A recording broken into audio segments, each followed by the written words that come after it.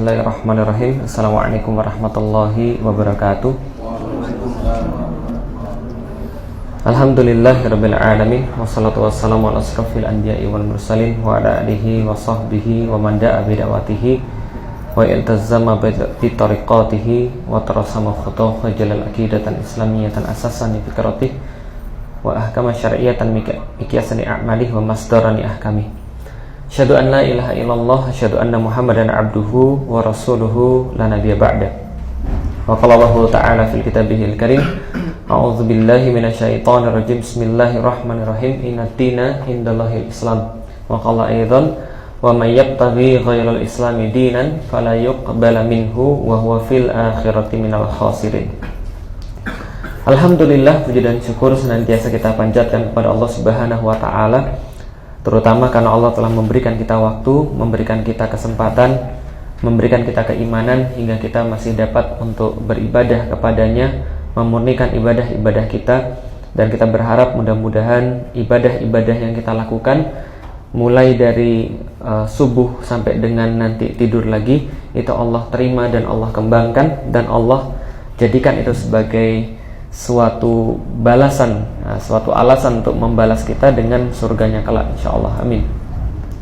Salat dan salam semoga tercurah dan terlimpahkan kepada baginda Nabi besar Muhammad sallallahu alaihi wasallam, yang mencontohkan kepada kita akhlak yang baik, yang mencontohkan pada kita teladan yang baik, dan yang mencontohkan pada kita bagaimana menjadi seorang muslim yang baik.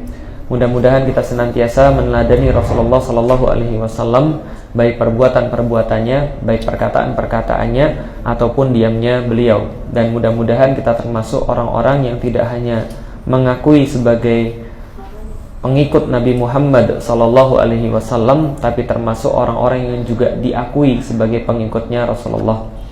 Alhamdulillah, ikhwani fillah dan akhwati insyaallah dirahmati Allah.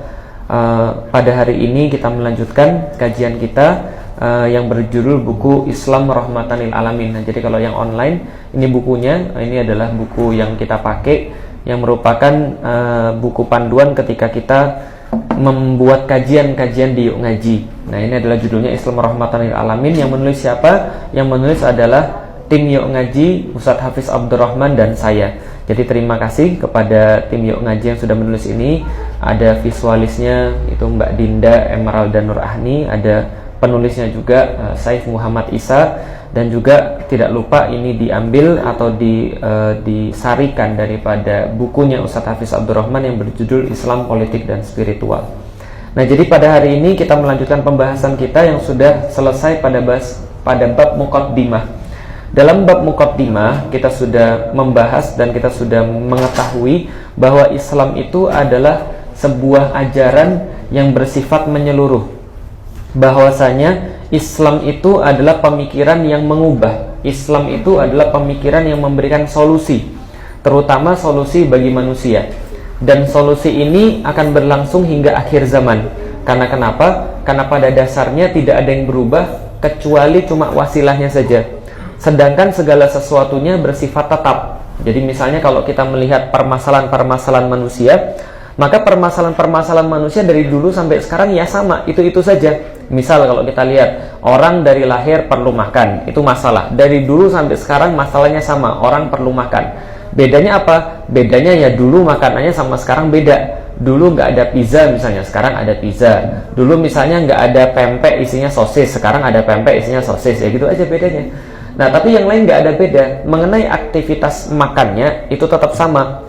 Misalnya lagi, ketika dia sudah mulai gede, dia muncul perasaan pada lawan jenis. Misalnya, seorang laki-laki suka pada seorang wanita. Kalau seorang wanita suka sama seorang laki-laki, ini adalah suatu permasalahan yang harus diselesaikan. Nah, Islam memberikan solusinya.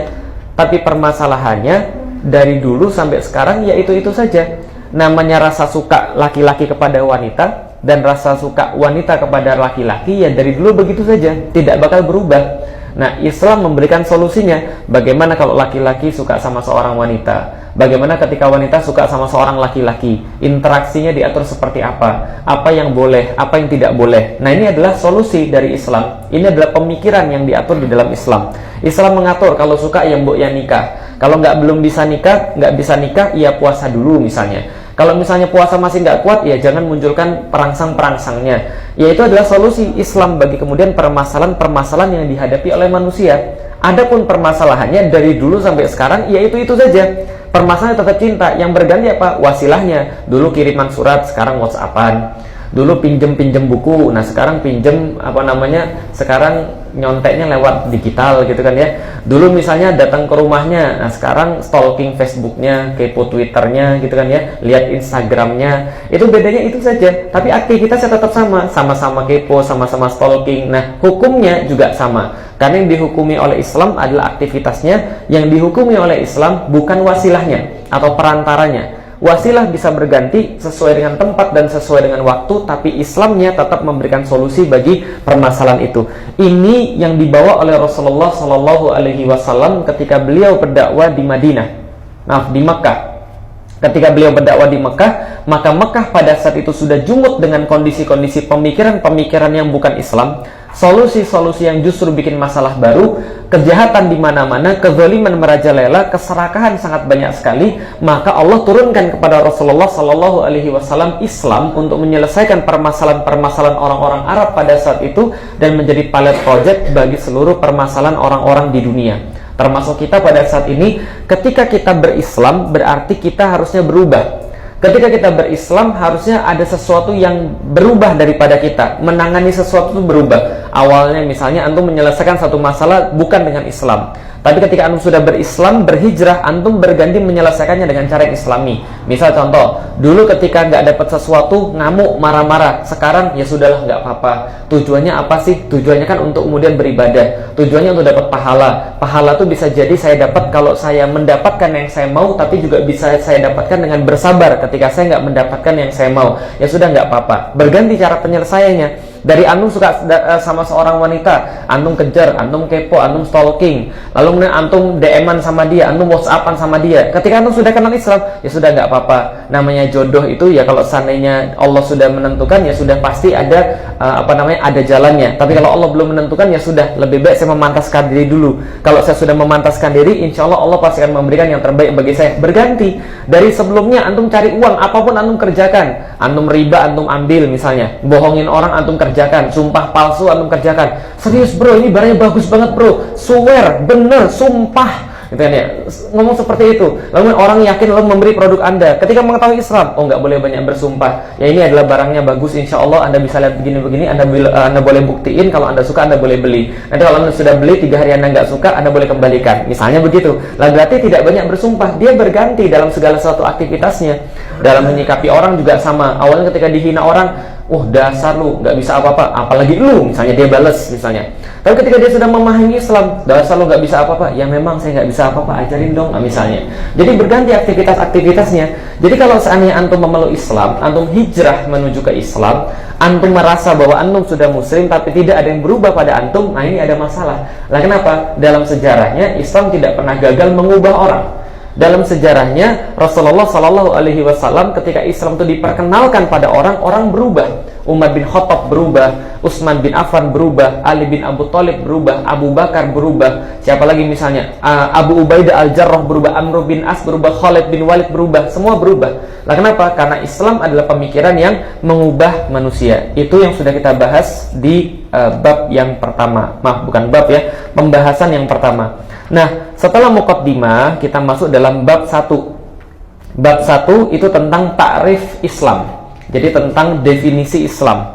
Misalnya ada subbabnya antara Islam dan kekufuran, ruang lingkup ajaran Islam, Islam agama politik dan spiritual, kedudukan akhlak di dalam Islam, Islam adalah agama dan ideologi dunia dan sebagainya. Kita mulai dengan bahasan yang pertama, apa itu Islam? Apa itu ta'rif Islam? Dalam halaman ke-13, nah itu yang sebelahnya warna kuning itu. Nah, Islam adalah agama yang diturunkan oleh Allah dari Al-Quran dan Al-Hadis. Ini sanggup menjelaskan Islam sebagaimana fakta Islam itu sendiri dan melindungi tercampurnya Islam dengan agama-agama dan sistem-sistem yang lain. Jadi gini, selalu saya sampaikan sebelum kita memulai sesuatu, yang paling baik adalah kita mentakrif dulu tentang sesuatu yang ingin kita bahas. Karena kalau takrifnya salah, maka pembahasannya pun salah. Maka apabila seorang mahasiswa misalnya ingin mengerjakan karya ilmiah atau karya tulis ilmiah, maka pertama-tama yang dia lakukan adalah mendefinisikan dulu apa yang mau dibahas. Misal, skripsi saya itu adalah pengaruh pemupukan terhadap tanaman manggis, pengaruh pemupukan nitrogen terhadap tanaman manggis. Maka saya definisikan dulu yang dimaksud pemupukan itu apa, yang dimaksud nitrogen itu apa, yang dimaksud tanaman manggis itu yang mana, gitu kan ya. Nah, itu harus kemudian dispesifikasi dulu. Kenapa? Karena kalau takrifnya salah, maka bahasanya pasti salah. Kalau bahasanya pasti salah, kesimpulannya mesti ngaco. Nah, itu pasti. Nah, makanya kalau segala sesuatu itu dimulai dari mana? Mengumpulkan data, membahas dulu takrifnya apa, membahas dulu artinya apa. Takrif atau definisi dalam bahasa Indonesia, takrif atau definisi dalam bahasa Indonesia itu punya dua syarat. Yang pertama syaratnya adalah mani', yang kedua syaratnya adalah jami'. Apa yang dimaksud dengan jami' dan mani' tadi? Jadi gini, yang dimaksud dengan jami' adalah bahwa definisi itu harus total mendefinisikan atau mengartikan apa kata-kata yang mau didefinisikan. Jadi harus total. Yang dimaksud dengan mani adalah membatasi agar jangan sampai ada definisi lain yang tidak sesuai dengan apa yang kita pengen definisikan itu masuk ke dalam definisi tersebut. Jadi ibaratnya begini, kalau kita pengen bahas tentang sesuatu, kurung dulu tuh yang mau dibahas, dikurung dulu. Misal contoh, kita pengen bahas tentang Islam, maka kita definisikan Islam tuh kita kurung dulu. Apa yang dimaksud dengan Islam secara menyeluruh, dan jangan sampai ada yang lain yang bukan Islam masuk pada definisi itu. Dan sebagainya pun sama. Contoh misalnya, antum pengen membahas tentang jomblo misalnya, jomblo dikurung dulu. Memang sudah dikurung gitu kan ya. Jadi yang dimaksud dengan jomblo itu apa? Sehingga yang lain tidak masuk ke situ. Contoh misalnya, jomblo adalah orang yang lagi sendirian. Nah, itu berarti sudah mendefinisikan penuh. Tapi misalnya kalau ada orang lagi sendirian di tempat yang lain, misalnya contoh dia sudah punya istri tapi dia sendirian kebetulan di luar kota, apakah dikatakan jomblo? Oh tidak, berarti kita batasin. Orang yang dinamakan jomblo adalah orang yang sendirian dan dia belum punya pasangan secara sah. Itu jomblo, kan begitu kan ya? Itu definisinya. Misalnya, kita bisa tambahkan lagi definisinya kalau kita suka. Nah, tapi definisi Islam adalah apa? Definisinya secara syar'i adalah agama yang diturunkan oleh Allah Subhanahu wa taala kepada Nabi Muhammad sallallahu alaihi wasallam untuk mengatur hubungan manusia dengan Allah, dengan dirinya sendiri dan dengan sesamanya. Jadi definisi Islam ini mencakup beberapa poin. Poin pertama adalah agama, ad-din. Ya. Jadi poin pertama adalah ad-din atau agama. Yang kedua adalah Allah, yaitu adalah agama ad-din yang diturunkan dari Allah Subhanahu wa taala. Yang poin ketiga adalah Nabi Muhammad. Jadi harus ada agama, harus ada Allah, harus ada Nabi Muhammad. Yang berikutnya poinnya mengatur hubungan antara manusia dan Allah, mengatur hubungan antara manusia dan manusia, dan mengatur hubungan antara manusia dan dirinya sendiri. Nah, itu adalah poin-poinnya. Lah, kenapa poin-poin ini penting? Karena kalau poin ini tidak masuk, maka dia tidak termasuk pembahasan yang namanya Islam. Contoh misalnya, nih, yang namanya makna, yang namanya ta'rif, yang namanya definisi, itu bisa jadi ada banyak. Contoh, Islam secara makna lughawi, Islam secara makna bahasa. Islam secara makna bahasa asal katanya aslama. Aslama itu artinya ada tiga yang terkait. Bisa jadi aslama itu adalah at-ta'ah, yaitu adalah ketaatan. Bisa jadi khudu, bisa jadi kepatuhan, bisa jadi inqiyad, bisa jadi ketundukan. Jadi ada tunduk, ada patuh, ada taat. Itu adalah Islam, berserah, gitu kan ya. Ini adalah Islam. Aslama, asal makna katanya seperti itu. Tapi pertanyaannya, apakah setiap orang yang nyerah, setiap orang yang tunduk, setiap orang yang terikat, setiap orang yang patuh, setiap orang yang taat dikatakan muslim? Enggak juga. Karena itu makna lughawi, makna kata-kata dari awal. Contohnya lagi yang sering kita bahas kemarin, kata kafir. Kata kafir asal katanya kafaro, artinya menutup. Dipakai oleh orang Arab, awalnya makna lugawinya, definisi bahasanya adalah menutup. Kenapa? Karena mereka ambil petani itu dulu ada yang buat lobang, ada yang nanam, ada yang nutup. Yang buat lobang itu buat lobang dengan apa namanya? Kalau bahasa Jawanya apa? Apa? Aduh, tugal ya, ditugal ya. Jadi ditugal tuh ditusuk kalau saya nggak salah ya ketika belajar. Ditugal tuh ditusuk. Nah, itu yang nanam, itu adalah orang yang namanya berinfak. Nah, itu infak tuh nanam, artinya bahasa awalnya. Nah, yang nutup itu kafir namanya. Kafir itu ada orang yang menutup. Jadi setelah kan ditusuk tuh sebelumnya, dibuka kan ya. Setelah itu kemudian ditaruh biji. Nah, itu infak. Infak itu artinya nanam. Jadi kalau antum berinfak itu antum sedang nanam sesuatu yang nanti akan berbuah, yang nanti akan jadi banyak gitu maksudnya. Itu infak maksudnya. Jadi infak itu orang yang nanam. Nah, terus kemudian setelah ditanam itu kan ditutup pakai tanah. Nah, itu namanya yang menutup itu namanya kafir atau orang yang menutup. Dalam bahasa Arab, kafir ini awalnya dipakai untuk petani secara makna bahasa. Kenapa? Kerjaannya nutup tanah. Tapi lama-lama ketika sudah datang Islam, maka makna lughawi tidak dipakai lagi.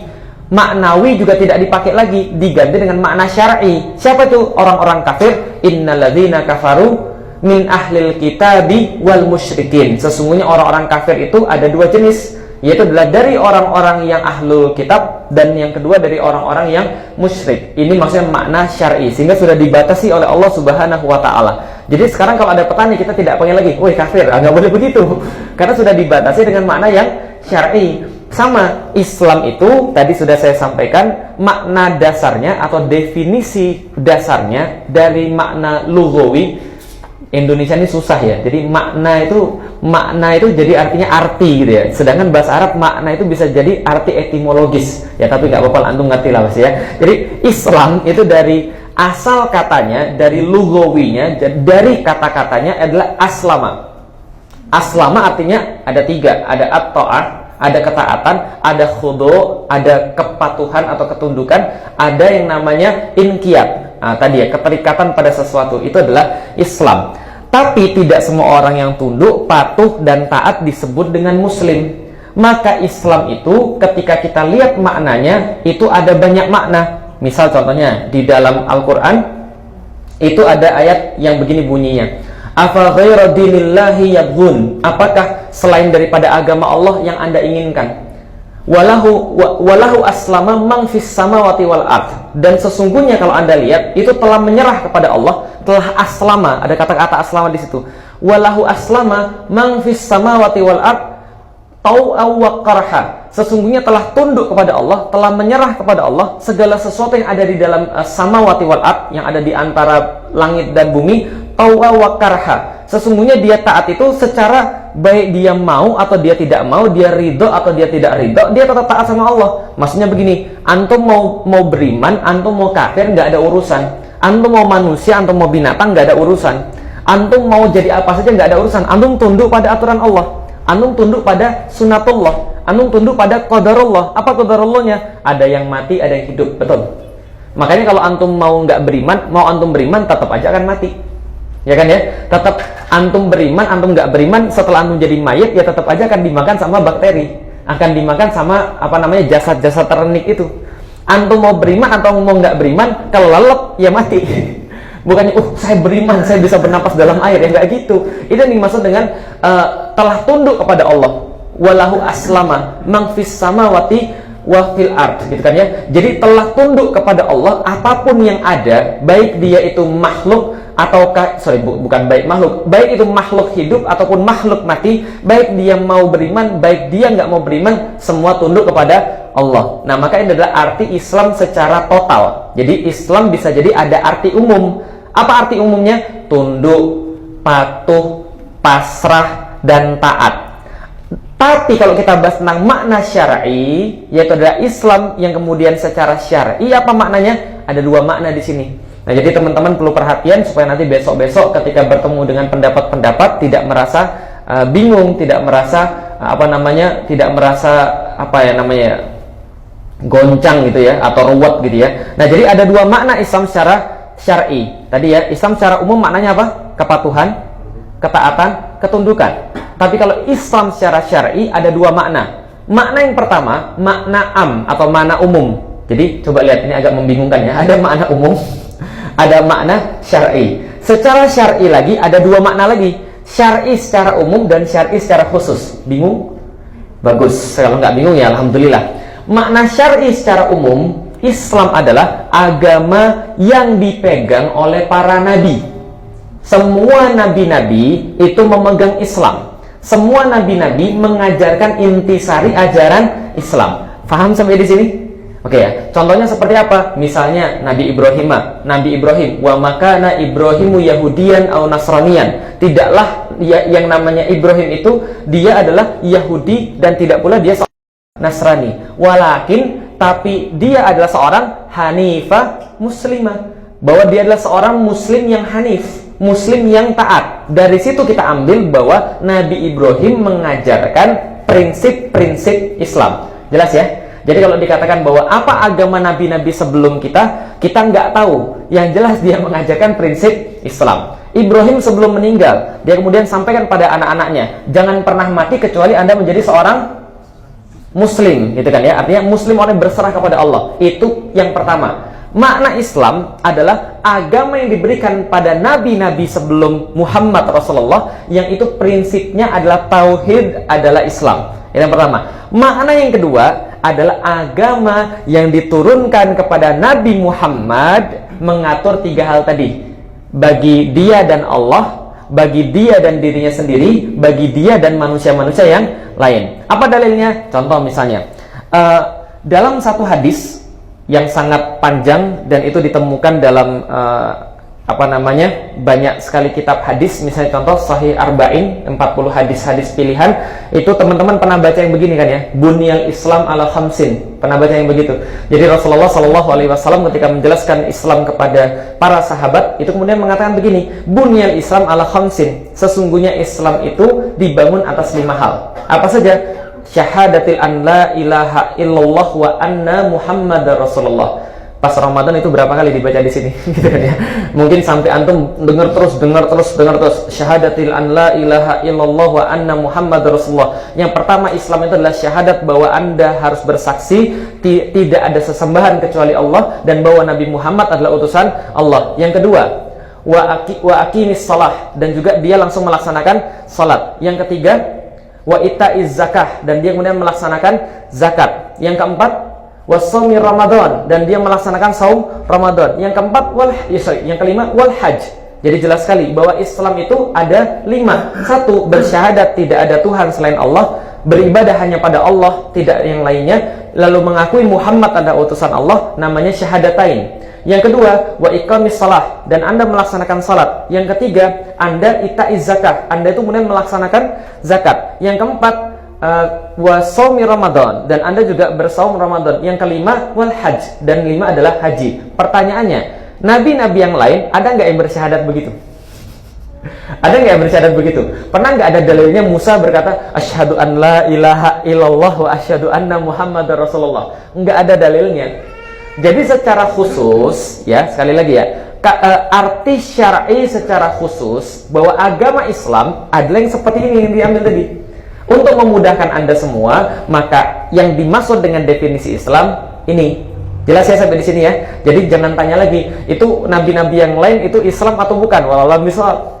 Yang jelas dia mengajarkan prinsip-prinsip Islam. Secara makna umum iya. Tapi secara makna khusus, apakah dia umatnya Nabi Muhammad, maksudnya dalam mengatakan 5 tadi seperti yang dikatakan oleh Rasulullah? Ya tidak. Dalam hadis yang lain misalnya al-Islamu antashhada an la ilaha illallah wa anna Muhammadar Rasulullah wa tuqimas shalah wa tu'tiyaz zakah wa tasuma Ramadan, lalu kemudian yang terakhir wa tahujjal bait in istata'ta ilaihi sabila. Sama. Jadi artinya 5 yang tadi. Pertanyaannya, apakah nabi-nabi yang lain melakukan 5 ini? Belum tentu.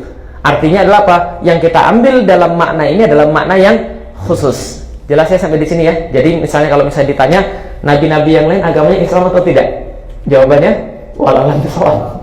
Yang jelas mengajarkan prinsip-prinsip keislaman. Dan di dalam Al-Quran ketika dikatakan bahwa muslimun, ya berarti mereka mengajarkan prinsip-prinsip Islam. Tapi ketika kita bahas tentang Al-Islam, maka kita bahas adalah agama yang diturunkan terhadap Nabi Muhammad SAW dari Allah, membahas tentang 3 hal. Sampai di sini jelas ya. Berarti pembahasan kalau kita ketemu Al-Islam, berarti yang kita bahas itu. Karena aturan-aturan ketika yang itu datang pada Nabi Muhammad dan aturan-aturan yang datang pada nabi-nabi sebelumnya jelas berbeda. Nanti kita akan bahas dalam bahasan-bahasan yang lain. Makanya kalau gambarnya itu jelas sekali ya. Itu poin-poinnya semuanya diterangkan dengan baik. Nah, jadi poin-poinnya itu ada Allah, ada Muhammad, ada manusia, dan aturan-aturannya. Jadi ada Allah, ada Muhammad, ada aturan kepada manusia, ada aturan kepada dirinya sendiri, dan aturan kepada sesamanya. Jadi itu adalah yang dimaksud dengan Islam. Bab berikutnya, subbab berikutnya, antara Islam dan kekufuran. Nih, ini adalah dalilnya juga. Pada suatu hari, Umar bin Khattab, sahabat Rasulullah Sallallahu Alaihi Wasallam yang sudah masuk Islam, membawa sobekan perkamen dari kitab Taurat. Jadi membawa mushaf Taurat. Jadi membawa sobekan-sobekan daripada Taurat. Taurat itu kitabnya siapa? Nabi Musa. Ya. Lalu kemudian ketika itu terlihat oleh Rasulullah, maka beliau terlihat marah. Jadi wajah beliau memerah, kemudian beliau bersabda, apakah yang kau bawa ini, wahai Umar, gitu kan ya? Bukankah aku telah membawa Al-Quran yang jelas dan jernih? Kalau seandainya saudaraku Musa hidup pada zaman saya, tentu dia tidak akan susah-susah lagi kecuali mengikuti saya. Artinya apa? Musa bawa aturan Taurat, gitu kan ya? Musa itu bawa aturan daripada Allah. Rasulullah Muhammad itu juga bawa aturan. Tapi ketika kita lihat aturan Rasulullah dengan aturan Nabi Musa, maka diikuti yang mana? Diikuti aturannya Rasulullah, bukan lagi aturannya Nabi Musa. Karena Rasul jelas-jelas berkata, kalau andaikan Nabi Musa itu masih hidup sekarang, dia pasti ikut saya. Pertanyaannya, Nabi Isa sudah wafat atau belum? Belum. Nanti akan turun lagi kan Nabi Isa? Kalau Nabi Isa turun lagi, kira-kira dia bawa aturan baru atau dia ikut aturannya Nabi Muhammad? Ikut aturannya Nabi Muhammad. Jelas ya sampai di sini ya. Artinya ini loh, agama Allah tuh dari dulu sama, nggak pernah berbeda. Kalau kita lihat prinsip talinya itu adalah tali merahnya itu, benang merahnya itu Islam. Tali merah dapat dari mana? Benang merahnya itu adalah Islam, gitu kan ya. Nah, jadi kalau dikatakan apa yang nabi-nabi yang bawa dulu Islam, agamanya apa? Wallahu a'lam bishawab, gitu kan ya. Kita nggak tahu namanya apa, tapi mereka membawa tali Islam itu. Kemudian dari dulu sampai sekarang. Nah, yang terakhir kali adalah Nabi Muhammad diresmikan dengan nama Islam. Maka kita dapat definisi yang tadi. Nah, karena sudah diresmikan yang paling akhir, maka nabi-nabi yang datang setelahnya, maksudnya bukan ada nabi lagi, tapi kalau Nabi Isa kemudian bangkit lagi, dia pasti akan mengikut dengan aturan Nabi Muhammad. Karena tidak ada lagi yang membawa aturan, tidak ada lagi yang membawa kitab kecuali Nabi Muhammad. Dan beliau adalah nabi dan rasul yang terakhir, gitu ya. Jelas ya bahwa ini kemudian menjadi dalil bagi apa yang sudah kita bahas tadi. Sabda suci Rasulullah Shallallahu Alaihi Wasallam di atas tentunya memberikan gambaran jelas kepada kita bahwa Islam adalah satu-satunya agama yang diridhoi oleh Allah. Agama selain Islam pasti tertolak. Walaupun pada awalnya Nabi Musa mendapatkan wahyu dari Allah, tetapi dengan diutusnya Rasulullah Sallallahu Alaihi Wasallam dan diturunkannya Al-Quran, Nabi Musa pun diwajibkan untuk mengikuti Nabi Muhammad Sallallahu Alaihi Wasallam berdasarkan hadis tadi. Hal ini pun terlihat jelas dalam firman Allah Subhanahu Wa Taala surat Al-Maidah ayat 48. Dan kami turunkan kitab ini kepadamu Muhammad dengan membawa kebenaran untuk membenarkan kitab-kitab yang diturunkan kepadanya dan mengalahkannya. Dalam bahasa Arab, wa anzalna alaikal kitab bil haqq. Sesungguhnya kami turunkan kitab ini kepada engkau Muhammad bil haqq, dengan kebenaran. Bil haqq maksudnya hak ini apa? Musaddiqal lima baina yadayha, yang kemudian membenarkan setiap apa yang pernah datang kepada nabi-nabi sebelum mereka, wa muhaiminan alaih, dan kemudian menjadi muhaiminan alaih. Nah, di sini dibahas lafaz muhaiminan alaih dalam ayat tersebut mempunyai makna musaitiran alaih atau mengalahkan. Jadi gini, muhaimin itu asal katanya bisa jadi menjaga, bisa berarti membenarkan, bisa berarti bersaksi. Jadi contoh begini, contoh ya, bro, Anda ini kan ahli dalam masalah matematik. Ini saya punya kitab matematik. Coba lihat ini benar atau salah. Nah, berarti Anda muhaimin. Jadi Anda ini muhaimin. Oh, ini nggak benar. Oh, ini benar. Ah, ini benar. Oh, ini nggak benar. Ini nggak benar. Ah, ini benar. Ini benar. Ini benar. Nah, berarti Anda yang sortir. Itu artinya muhaimin. Berarti gini ceritanya. Kitab-kitab yang zaman yang lalu itu diturunkan oleh Allah Subhanahu Wa Taala kepada nabi-nabinya. Ada risalah-risalah yang diberikan kepada nabi-nabinya. Tapi Anda tahu, kitab-kitab zaman dulu itu yang ada risalah-risalah para nabinya itu, ketika nabinya meninggal, apa yang dilakukan oleh orang-orang setelah sepeninggal nabinya? Diubah-ubah. Jangankan sepeninggalnya, masih ada aja diubah-ubah. Masih ada aja kemudian diotak-atik. Masih ada aja dia kemudian ingkar kepada nabinya. Allah kata misalnya di dalam Al-Quran, orang-orang itu orang-orang zalim itu mereka apa namanya? Fabaddalal ladzina zalamu qawlan ghairal ladzi qila lahum. Mereka itu mengganti omongan-omongan para nabi itu dengan perkataan-perkataan yang tidak pernah dikatakan pada mereka. Itu pada nabinya masih ada, tuh bayangin. Apalagi nabinya sudah nggak ada lagi. Gitu ya. Nah, ketika itu ditambah-tambahin, ketika itu dikurang-kurangi, mereka pilah dan mereka pilih, datanglah Al-Quran. Nah, Al-Quran ini menjadi muhaiminan. Nah, itu disortir kitab-kitab yang lalu itu. Jadi kitab-kitab yang dibawa oleh Nabi yang sudah ditambahin, dikurangi dan diganti itu kemudian oleh Al-Quran, yang ini benar, yang ini ceritanya oke, yang ini ceritanya bohong, yang ini ceritanya nggak ada. Yang ini yang benar nih, yang kayak gini nih. Kata mereka Yesus disalib. Oh enggak, Yesus tidak disalib. Wama sholabuhu, mereka tidak pernah menyalib Yesus. Wama qataluhu, tidak pernah membunuh Yesus, gitu kan ya. Tapi yang benar begini ceritanya, gitu kan ya. Tentang Ashabul Kahfi, mereka berdebat pendapatnya. Ini orang ada berapa? Ada 3, ada 5, sama anjingnya 6, sama anjingnya 4, sama 8, sama anjingnya 10 atau berapa? Ini yang benar nih. Yang benar adalah kalian tidak tahu apa-apa. Jadi kira-kira itu. Hanya Allah yang tahu hitung-hitungannya. Tapi itu tidak penting. Yang jelas ada anjingnya selonjoran di depan gua. Kan itu kan ya? Ini cerita yang benar. Nah, maka ini yang dinamakan dengan muhaiminan. Muhaiminan itu adalah menjadi saksi yang membenarkan atau menyalahkan. Artinya Al-Qur'an itu mengalahkan yang lainnya.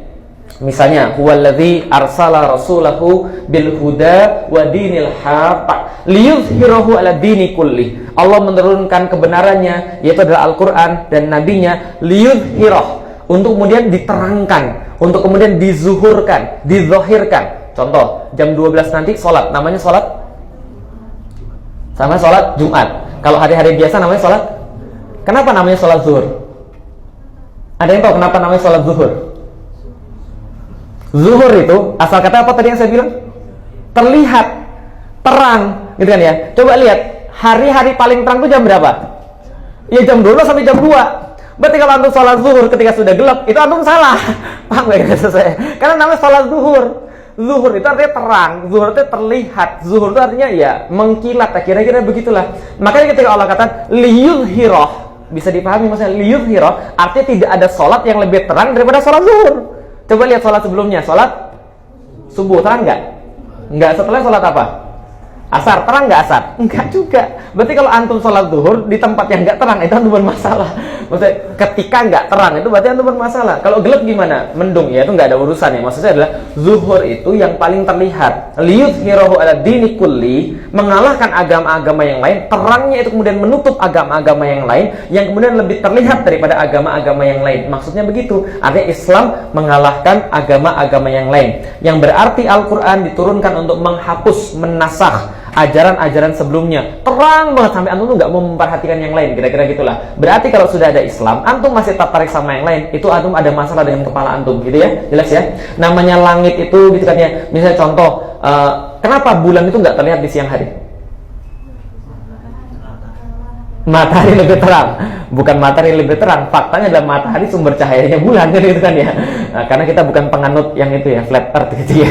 Jadi artinya ini yang boleh kita lihat. Lah kenapa kita lihat matahari nggak ngelihat bulan? Padahal bulan ada di situ. Karena bulan nggak kelihatan, karena kalah terang, betul ya. Dan sebetulnya adalah matahari satu-satunya yang terang. Itu maksudnya liyudhhirah. Jadi liyudhhirahu ala dini kulli, yang kemudian mengalahkan atas agama-agama yang lain. Baik, Islam bukan cuma mengingkari agama-agama di dunia. Maksudnya adalah dia sudah diturunkan untuk menjadi pemimpin atau menjadi inti daripada segala-galanya. Bukan cuma itu, tapi Islam juga mengingkari ideologi atau mabda yang lainnya seperti kapitalisme dan sosialisme. Islam tidak memerlukan kapitalisme dan sosialisme untuk mengatur kehidupan, karena Islam sudah lengkap. Di dalam Al-Quran Allah berfirman, siapa saja yang mencari agama selain Islam, sekali-kali tidak akan diterima agama itu darinya, dan di akhirat dia termasuk orang-orang yang merugi. Dalam bahasa Arabnya, wa may yabtaghi ghairal islami dinan fala yuqbala minhu wa huwa fil akhirati minal khasirin. Jadi sesungguhnya kalau ada orang yang sudah dikasih agama Islam, dia masih tidak mau mengambilnya, maka dia itu tidak diterima. Jadi kalau mau mengambil aturan yang lain tidak diterima, dan di akhirat dia termasuk orang-orang yang merugi. Jadi gini, tadi kita bicara agama, kok sekarang kita bicara mabda. Jadi gini teman-teman sekalian, saya pernah ditanya sama orang, enak aja menyamakan Islam dengan ideologi. Ideologi kan buatan manusia, sedangkan yang namanya agama itu adalah buatan Allah. Bukan begitu maksudnya, bro. Semua orang sudah tahu bahwa manusia itu yang memang membuat ideologi, dan Islam itu yang buat adalah Allah. Pertanyaannya, kenapa antum masih mengambil sesuatu yang bukan buatan Allah? Gitu kan ya. Itu pertanyaannya. Paham nggak maksudnya? Bukan saya bahas itu bukan dari mananya, yang saya bahas adalah efeknya. Jadi contoh begini, nih saya kasih tahu. Tadi sudah saya sampaikan bahwa agama Islam itu menyelesaikan permasalahan, betul? Nih contoh. Orang menyelesaikan masalah itu beda-beda.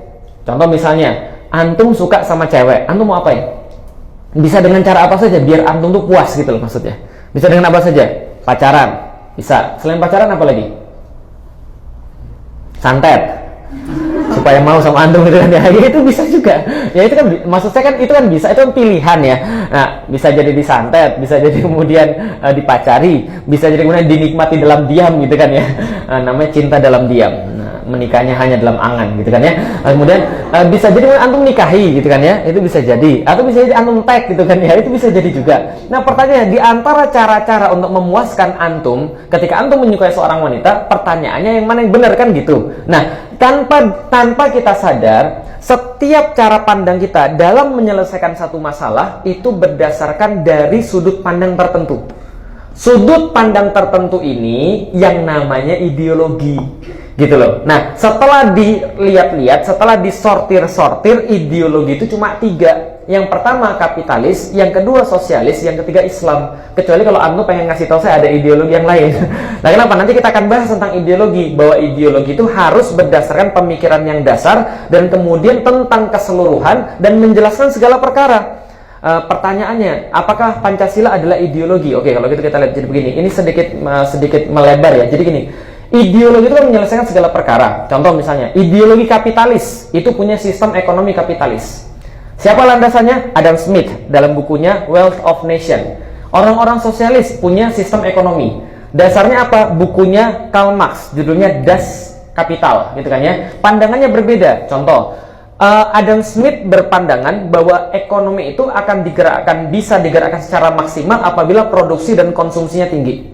Oleh karena itulah orang-orang ekonomi kapitalis itu punya semacam slogan dan akidah. Apa akidahnya? Dengan pengorbanan yang sedikit-dikitnya mencapai hasil yang semaksimal-maksimalnya. Dan mereka memahami bahwa alam semesta ini terbatas, tapi keinginan manusia tidak terbatas. Ada konsep scarcity, karena manusia pengen banyak, sedangkan pencukupannya, barang dan jasanya tidak sebanyak itu. Maka ada scarcity, maka ada pilihan-pilihan ekonomi. Nah itu dari sana akidahnya muncul. Mereka tidak bahas tentang Tuhan, mereka tidak bahas tentang apapun. Yang mereka bahas adalah, ini loh manusia tuh pengennya banyak, tapi ternyata yang ada tidak banyak. Maka harus produksi tinggi, harus konsumsi tinggi, biar ekonomi meningkat. Maka coba lihat dalam sistem kapitalis, kenaikan ekonomi senantiasa dihitung dari pertumbuhan ekonomi. Pertumbuhan ekonomi salah satu poinnya adalah produksi konsumsi. Bisa dipahami ya? Jadi mereka nggak peduli distribusi. Kalau ada orang kaya sekaya-kaya apapun kayak di Indonesia, itu data yang dikumpulkan, ternyata 4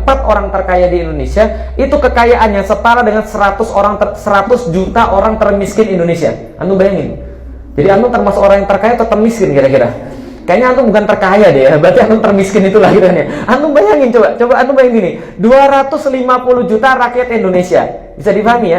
Taruh yang anak-anak kecil gak usah dihitung deh yang 50 juta itu. Berarti yang 100 itu, yang termasuk antum-antum yang 200 juta itu setengahnya bro. Itu sama 4 orang terkaya antum setara. Coba antum bayangin. Itu mereka nggak peduli. Yang penting produksi tinggi, konsumsi tinggi. Nggak peduli ada satu orang konsumsi 98, kalau ada 100 kue, satu orang konsumsi 98 potong kue, yang 99 orang yang lain konsumsi cuma 2 potong kue berebutan sampai mati. Gitu ya. Itu mereka nggak peduli. Sistem ekonomi kapitalis. Sistem ekonomi sosialis menganggap bahwa kesetaraan, kesamaan, dan ya segala macam, sama rata, sama rasa, sama-sama, itu kemudian yang menjadi akidah mereka. Maka mereka melihat bahwa orang tidak boleh menguasai apapun. Beda dengan sistem ekonomi kapitalis misalnya, yang membuat orang bisa menguasai apapun selama mereka suka. Tapi dalam sosialis, semua nggak boleh dikuasai. Semua dikuasai oleh negara. Nanti negara yang kemudian menghasilkan, negara yang bagi-bagi pada Anda. Itu kemudian akidahnya. Pertanyaannya, kalau misalnya kapitalis ada sistem ekonomi, ini contoh ya, subsistem ekonomi. Sosialis ada subsistem ekonomi. Pertanyaannya, kalau ekonomi Pancasila subsistemnya apa? Ekonomi Pancasilanya sekarang belum terbukti. Contoh misalnya, sekarang ekonomi kita mengikut dan mengekor pada kapitalis. Loh, kok katanya mengetor pada kapitalis? Jelas banget, lihat pertumbuhan ekonomi Indonesia berapa persen. Itu ukurnya dari mana? Dari sistem kapitalis. Cara pandangnya Adam Smith, Wealth of Nation. Mungkin dicampur-campur dikit dengan Karl Marx itu kan ya. Jadi sistem ekonomi campuran. Jadi dulu kita belajar di SD dan SMP, jelaskan sistem ekonomi Indonesia. A, sistem ekonomi kapitalis. B, sistem ekonomi sosialis. C, sistem ekonomi campuran. C, pasti benar aja gitu. Lah kenapa? Pokoknya yang dicampur-campur bagus gitu kan ya. Nah, itu kemudian yang kita tahu. Tapi kita tidak memahami bahwa ternyata Islam punya sistem ekonomi sebagaimana kapitalis dan sebagaimana sosialis. Menjelaskan tentang kepemilikan, yang mana yang boleh dimiliki, yang mana tidak boleh dimiliki, menjelaskan tentang yang namanya kesejahteraan itu apa, menjelaskan tentang basic needs itu apa, yang kemudian basic needs itu apa, yang kemudian keperluan tersier dan sekunder itu apa. Nah, itu semua dijelaskan di dalam Islam dari hadis-hadis Rasulullah dan perbuatan Rasulullah. Maka itu yang disebut dengan ideologi. Paham ya? Jadi sampai sini ideologi memang betul itu buatan manusia, tapi secara fungsi ideologi Islam juga termasuk. Kenapa? Karena Islam mengatur seluruh kehidupan manusia. Ketika Anda menganggap dan membedakan ini ideologi kapitalis, ini ideologi sosialis, dan ini Islam adalah agama bukan ideologi, berarti Anda menuduh bahwa Allah hanya menciptakan agama ini cuma untuk jadi teori, cuma untuk ketika Antum pakai sholat, tapi ketika di keluar Antum seolah-olah nggak punya Tuhan. Jadi ketika Antum sholat, Allahu Akbar, oh Masya Allah, kenapa harus di sini? Karena ada hadisnya bro, ini sunnah bro. Allahu Akbar, depan saya kok nggak cingkrang, nggak sunnah ini. Tapi ketika Antum keluar, Antum seolah-olah kemudian bebas sudah, nggak ada lagi aturan-aturan. Ketika kemudian ekonomi, ketika Antum melihat sumber daya dikuasai oleh orang asing misalnya, ketika Antum melihat kecurangan-kecurangan, ketika Antum melihat sistem pemerintahan tidak sesuai dengan Islam, nah seolah-olah kenapa nggak pikir itu nggak sunnah? Bisa difahami teman sekalian. Padahal ketika di masjid Antum celana cingkrang atau tidak cingkrang, itu masih ada dalil yang memperbolehkan adanya ikhtilaf. Tapi tidak ada dalil yang memperbolehkan adanya ikhtilaf ketika semuanya ini kemudian dipimpin bukan atas dasar Islam. Bisa difahami teman-teman sekalian. Jadi aturan-aturan Islam itu seolah-olah hanya berlaku di masjid saja. Antum kritik habis orang-orang yang nggak berjenggot misalnya, tapi Antum nggak kritik habis bagaimana ketika negeri ini tidak diatur dengan Al-Quran dan As-Sunnah. Bagaimana kemudian ketika saudara-saudara kita di Rohingya dibunuhi tapi tidak ada yang kemudian yang membantu mereka. Ketika saudara-saudara kita di Gaza sampai saat ini kemudian dibantai tapi tidak ada yang kemudian bersuara atas mereka. Lah kenapa itu tidak pernah kemudian disuarakan? Nah, dan sunnah itu bukan hanya di masjid, tapi di luar masjid itu justru lebih banyak lagi sunnah. Bisa difahami ya sampai di sini ya. Jadi itu tentang masalah ideologi. Jadi siapa yang mencari selain Islam itu tidak diterima daripadanya. Baik, kita lanjut sedikit. Ruang lingkup ajaran Islam. Tadi kita sudah bahas tentang ideologi, tadi kita sudah bahas tentang yang namanya din. Kalau misalnya kita katakan secara umum, ad-din atau agama itu adalah aturan-aturan menyeluruh tentang kehidupan manusia. Jadi apapun yang manusia beraktivitas di situ diatur oleh Islam. Apapun yang antum aktivitaskan, coba sebutkan, ada nggak satupun perbuatan antum yang tidak diatur oleh Islam? Ada nggak? Bangun pagi, cara bangun diatur nggak? Cara tidurnya diatur nggak? Diatur. Sebelum tidur diatur nggak? Pas bangun pagi mau pergi ke WC, masuk kaki kanan. Wah, gak lulus SD ini antum. Kaki kiri atau kaki kanan? Kaki kiri. Keluar kaki kanan. Ada doanya masuk keluar? Ada. Nah ini maksudnya. Jadi mulai masuk WC, terus kemudian antum mandi, kemudian antum pergi kerja, kemudian antum ikut kajian, kemudian antum bersama suami dan istri kalau punya suami, kalau punya istri, kalau enggak pun juga punya aturannya. Jadi ini semua adalah din namanya. Semuanya diatur sampai antum beli barang, yang mana transaksi boleh, yang mana transaksi nggak boleh, kalau transaksi batil nanti gimana, itu semua diatur. Itu namanya din, namanya adalah agama sekaligus ideologi. Islam bukan sembarang agama seperti kebanyakan agama di dunia. Lah kenapa? Karena kalau kebanyakan agama di dunia, kalau ditanya tentang masalah-masalah keduniaan ya nggak paham. Misalnya seperti apa? Kebanyakan agama hanya mengatur masalah moral dan keakhiratan saja. Jadi ngomong agama itu ngomong akhirat. Maka kalau kita lihat agama-agama selain Islam, orang-orang yang serius yaitu baru kalau sudah tua. Sayangnya yang kayak begini penyakitnya diikuti oleh orang Islam. Orang baru mau belajar agama kalau sudah tua. Kok belum haji? Nah, nanti lo kan saya masih muda. Nanti lo kalau sudah tua, lo kok nggak mau belajar Islam? Nanti kalau belajar Islam sekarang nanti jadi gila, gitu kan ya? Justru kalau dia nggak belajar Islam ya itulah gila, gitu ya. Lah, tapi kalau orang kemudian memandang agama ini adalah yang namanya akhirat, yaitu bukan pandangan Islam. Harusnya bukan pandangan Islam, tapi sekarang ya penyakitnya juga ada di kita. Tugas kita untuk memperbaiki. Seperti misalnya seperti apa? Bagaimana beribadah, berbuat baik, bercerita tentang neraka dan surga, tentang setan dan iblis, juga tentang pahala dan dosa. Islam bukan cuma mengatur masalah-masalah moral dan keakhiratan seperti tadi, tapi Islam juga mengatur masalah-masalah kehidupan dunia, seperti masalah politik, ekonomi, sosial, pemerintahan, pendidikan, sanksi, hukum, tentang perang, dan tentang damai, dan tentang sebagainya. Pertanyaannya, ada nggak ini pada agama-agama yang lain? Nggak ada. Misalnya contoh, Islam punya sistem ekonomi, namanya sistem ekonomi syariah. Pertanyaannya, ada nggak sistem ekonomi Kristenia atau Nasraniyah? Nggak ada. Ini bukannya menghina atau menjelekkan, tidak. Tapi saya pernah di agama Katolik, jadi saya tahu tidak ada cara untuk kemudian mengatur ekonomi secara Nasrani misalnya, tidak ada. Atau kemudian sistem ekonomi Buddha, itu ada nggak? Nggak ada. Nah kenapa? Karena memang tidak diatur. Yang diatur di sana apa? Bagaimana mencapai kesempurnaan. Kita harus baik sama orang lain, kita harus kemudian sabar pada orang lain, isi itu kosong, kosong itu isi, dunia itu tidak ada artinya, yang penting penyempurnaan dan sebagainya. Islam punya aturan seperti itu nggak? Ada. Masya Allah, namanya tazkiyatun nafs. Anda harus melihat, dunia ini nggak ada apa-apanya, kata-kata manusia itu nggak ada nilainya, yang penting nilainya hanya Allah. Contohnya seperti apa? Pikirkan siapa yang memberi, bukan apa yang diberi. Misalnya, Anda dapat bunga, senang Anda dapat bunga, senang, tapi dari orang gila, mau. Nah, jadi ketika kita dapat bunga dari orang gila, itu jadi hilang nilainya. Bisa dipahami ya? Dari situ Islam mengajarkan, oh yang penting itu yang ngasih, bukan yang dikasih. Kalau yang dikasih bunganya, itu kalau yang ngasih orang gila, jadi nggak berarti. Tapi kalau yang ngasih adalah kemudian suaminya, yang ngasih adalah seorang kekasihnya, misalnya bapaknya ke ibunya, atau bapaknya ke anaknya, baru jadi berarti. Lah kenapa? Karena yang penting adalah yang ngasih, bukan yang dikasih. Itu juga ada di dalam Islam. Tazkiyatun nafs, gitu kan, yang mengetahui hakikat daripada satu peristiwa, tentang tasawuf, gitu kan. Itu juga diatur di dalam Islam, tapi Islam tidak melalui itu. Nah, gitu kan ya. Jadi Islam juga mengatur permasalahan-permasalahan yang lain yang memang dialami oleh manusia. Islam tidak hanya mengalami masalah akhlak. Islam tidak hanya menyelesaikan masalah akhlak, tidak hanya menyelesaikan masalah-masalah yang bersifat akhirat, menceritakan tentang bagaimana sih setelah mati, tapi Islam juga menyelesaikan gimana? Bro, saya perlu makan bro, yang mana yang boleh saya makan? Islam selesaikan. Bro, saya mau makan bro, gimana caranya cari makan? Islam selesaikan. Bro, gue suka sama dia bro, gimana caranya? Oh, Islam selesaikan. Gitu kan ya? Gimana caranya? Modus, nggak usah. Misalnya begitu. Itu adalah contoh Islam menyelesaikan seluruh permasalahan, termasuk politik, ekonomi, sosial, pemerintahan, pendidikan, sanksi dan sebagainya.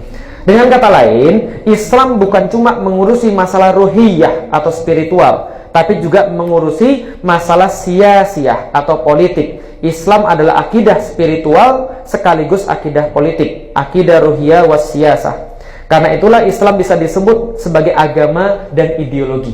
Bisa dipahami ya? Jadi Islam itu lengkap karena dia mengatur semuanya. Kalau antum agak sedikit gatel ketika mendengar kata-kata politik, ya sudah pakai bahasa Arab aja, siyasah. Saya pernah didebat sama orang, kok politik sih? Politik itu kan kotor, politik itu kan jelek. Iya, jadi gini ceritanya. Kalau kita melihat sesuatu, coba lihat definisinya. Masalahnya adalah tidak ada bahasa yang cocok selain politik dalam bahasa Indonesia, karena keterbatasan bahasa. Indonesia itu bahasanya kan sangat terbatas. Coba misalnya, grundel bahasa Indonesia apa? Bingung kan anungan? Grundel bahasa Indonesia apa? Yang orang Palembang, takoan itu bahasa Indonesia apa? Bingung juga. Orang Sunda, kekeh itu bahasa Indonesia apa coba? Ngotot, itu bukan bahasa Indonesia. Kekeh itu bahasa Indonesia apa coba? Keinginan yang tidak berhenti-henti untuk mencapai sesuatu, dan kalau tidak sampai pokoknya sampai. Misalnya gitu kan ya. Tapi itu bukan padanan kata, jelas ya. Nah, jadi siyasah dalam bahasa Arab itu sulit kalau mau diterjemahkan dalam bahasa Indonesia. Bahasa Indonesia yang paling dekat dengan kata-kata siyasah adalah siasat. Tapi siasat konotasinya jelek. Dia bersiasat untuk membunuh, misalnya begitu kan ya. Dia bersiasat untuk merampok misalnya, ya kayak gitu-gitu. Nah, siasat itu jelek, maka diartikan dalam bahasa Indonesia politik. Padahal asal katanya sasa yasusu siasatan. Sebagaimana salah satu hadis Rasulullah Shallallahu Alaihi Wasallam yang disebutkan dalam riwayat Muslim, karena Banu Israel tasusuhumul anbiya. Sesungguhnya dulu Bani Israel, orang-orang Bani Israel itu tasusuhumul anbiya, diurusi urusannya oleh para nabi, dipolitiki oleh para nabi, disiasahi oleh para nabi. Diartikan dalam bahasa Indonesia pengurusan. Karena bahasa Indonesia riayah syu'nil ummah artinya mengurus urusan umat. Itu makna politik di dalam Islam. Berarti akidah Islam itu menyangkut ruhiyah, Bagaimana orang tuh kuat secara ruhiyah bahwa Allah adalah Tuhan dia, bahwa Islam itu adalah agama dia, bahwa Muhammad adalah Rasulnya, dan seterusnya, sekaligus menyediakan solusi terhadap permasalahan-permasalahan yang dia jalani, gitu loh. Nah, sehingga orang yang paham Islam itu secara ruhiyah urusannya beres, secara politik urusannya beres. Lah kenapa? Karena Islam agama yang rahmatan lil alamin, yang kita bahas itu. Nah, jelas ya sampai di sini, masya Allah. Jadi Islam adalah agama sekaligus ideologi. Nah, satu paragraf lagi, satu baris lagi. Ini apa namanya? Ya pokoknya satu halaman lagi yang kita bahas ya. Sebagai agama dan mabda, Islam adalah ajaran yang meliputi akidah dan sistem atau nizam. Atau di dalam Islam, atau dalam istilah yang lain, Islam adalah agama yang meliputi akidah dan syariah. Yang dimaksud dengan akidah dalam konteks ini adalah rukun iman yang sudah kita kenal. Apa saja rukun iman? Ada? Nah, jangan sampai bilang 5 loh, nanti antum diragukan, antum ini pengikut siapa? Pengikutnya Nabi Muhammad atau pengikut yang lain gitu ya.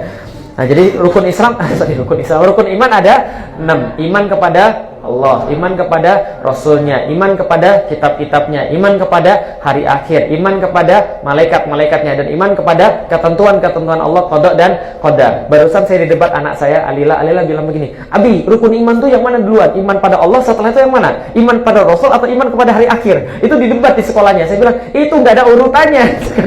Jadi mau yang manapun boleh, asal 6 gitu ya. Jangan bilang 5 gitu ya. Kalau 5 itu berarti pengikut yang lain, bukan pengikut Rasul gitu ya. Nah, itu nggak ada urutannya. Artinya Anda boleh mengatakan iman pada Allah, iman kepada Rasul, iman kepada yaumil akhir, iman kepada malaikat, kitab-kitabnya, ya boleh-boleh saja. Karena hadisnya itu memang berbeda-beda urutannya. Jadi itu tidak tartib ya, bukan seperti sholat Allahu Akbar, setelah takbir baru baca Al-Fatihah. Nggak gitu. Nah, jadi itu adalah cuma menjelaskan saja rukun iman ada 6. 6-nya itu. Jelas ya? Antum mau menyebutkan dari mana saja, yang penting 6 dan benar. Kalau 6 terus salah, itu bermasalah. Ya, gitu ya, tentang masalah rukun iman. Sedangkan nizam atau syariat adalah kumpulan hukum Islam yang mengatur seluruh masalah manusia. Karena itu, sistem atau syariat Islam merupakan hukum yang meliputi semua aspek kehidupan manusia, yang kesemuanya bersumber dari Al-Quran dan As-Sunnah. Allah berfirman di dalam Al-Quran, dan kami turunkan kepadamu kitab ini menerangkan semua perkara. Dalam bahasa Arab, wa nazzalna alaikal kitaba tibyana likulli syai'. Sesungguhnya kami menurunkan apapun semuanya di dalam Al-Quran ini untuk menerangkan segala sesuatu perkara juga. Wa nazzalna, kami sudah menurunkan semuanya. Alaikal kitaba, kepadamu Muhammad kitab ini, tibyana likulli syai', yang bisa menjelaskan semua perkara di dalam dunia ini. Kalau antum bilang Islam tidak mengatur politik, antum bilang Islam tidak mengatur kehidupan, antum nuduh Allah. Berarti Allah tidak menurunkan sesuatu yang menjelaskan tentang semuanya. Tapi juga jangan antum kemudian kreatif. Kemarin jadi begini, saya bilang Islam itu agama menerangkan semuanya. Tapi Ustaz, kok di Islam tidak ada sesuatu perintah teknis bagaimana lampu merah itu harus dijalankan? Saya bilang, wah ini orang stres nih sebenarnya. Nah kenapa? Jadi gini bro, andaikan Islam tuh harus diturunkan dengan detail, berapa jilid itu Al-Quran? Lah antum segitu aja antum nggak hafal. Segitu aja antum nggak baca, itu kan apalagi banyak gitu kan maksudnya. Paham nggak kira-kira saya? Al-Quran itu khututul aridah, dia adalah garis-garis besar yang menjelaskan semua perkara. Dan kalau antum jujur, kalau antum menyerahkan diri pada Al-Quran, kalau antum mau baca itu Al-Quran dengan benar-benar baca, antum akan menemukan, ini serius, setiap permasalahan-permasalahan yang antum merasakan, itu pas antum baca Al-Quran, itu ada jawabannya. Makanya tadabbur itu nggak selesai-selesai. Paham ya? Nah, Al-Quran itu diturunkan 1400 tahun yang lalu, tapi sampai detik ini masih ada aja keluar buku Tadabbur Al-Quran. Ternyata nggak kepikiran orang zaman dulu, kepikiran orang zaman sekarang. Kenapa kira-kira? Karena orang zaman dulu itu masalahnya beda dengan orang zaman sekarang dari segi wasilahnya, bukan masalah intinya ya, tapi dari segi wasilahnya. Contoh misalnya, waduh saya tuh mikir kenapa ya dia itu benci sama saya, padahal saya tuh nggak pernah ketemu dia, tiba-tiba baca Al-Quran ada ayatnya. Oh, lagi kemudian media sosial tiba-tiba ada ayatnya. Itu memang begitu. Lah kenapa Al-Quran menyediakan segala sesuatu perkara? Coba gini deh. Kalau orang sering dengar musik saja, itu kan orang dengar musik kan baperan. Ini cerita gue banget, ini cerita. Padahal enggak gitu ya, itu aja yang baper gitu ya. Ini cerita tentang gue, mirip banget dengan gue kan gitu kan ya. Nah, itu karena antum ikhlas dengerin lagunya, paham ya gitu selesai. Tapi kalau antum ikhlas baca Al-Quran gitu kan ya, benar-benar ikhlas, ya Allah ini benar-benar saya baca karena niat saya untuk memahami Al-Quran, pengen dapat manfaat di dalamnya, pengen dapat pelajaran, dan antum baca itu yang berbicara itu tiba-tiba antum nangis.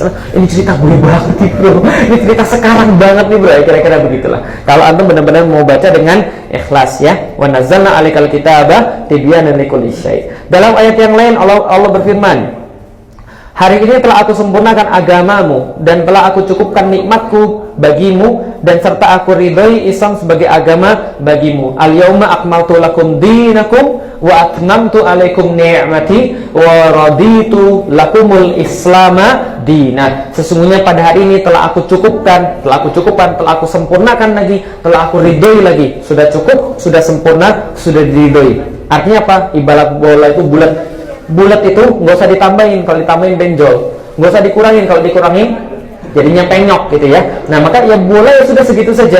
Itu yang dimaksud dengan al-yauma akmaltu. Akmal sudah sempurna, atmam sudah cukup, sudah akmal, sudah atmam, sudah diridhoi. Nah, jadi sudah nggak usah cari lagi yang lain ya. Masya Allah, seperti yang sudah dikatakan tadi, Islam itu terang, Islam itu terlihat, Islam itu muncul. Kalau dia sudah muncul, yang lain tertutupi. Gambarnya 6 rukun iman. Nah, sudah jelas ya, Allah, Muhammad, kemudian malaikat, hari kiamat, qada wal qadar, kitab suci. Ini semua ada di dalam buku ini sudah diterangkan. Belinya di mana? Coba cari di bukusik.com gitu ya. Nanti mudah-mudahan bisa diambil. Itu promosi, bukan iklan. Baik, terima kasih karena sudah jam 9. Mudah-mudahan bermanfaat pada teman-teman juga yang di online. Kita adakan live itu setiap 1 pekan sekali, insya Allah setiap hari Jumat, dan live-nya ini insya Allah nanti akan kita rekam juga, ada kamera profesional juga sudah direkam, nanti dimunculkan di akun YouTube. Cari aja Felix Xiao 1453. Tapi rencananya kita buffer dulu ini video-videonya, nanti setelah ada 3 atau 4 kajian baru kita upload per minggunya, per pekannya ya insya Allah, karena ada beberapa waktu yang saya berhalangan karena keluar kota, jadi kita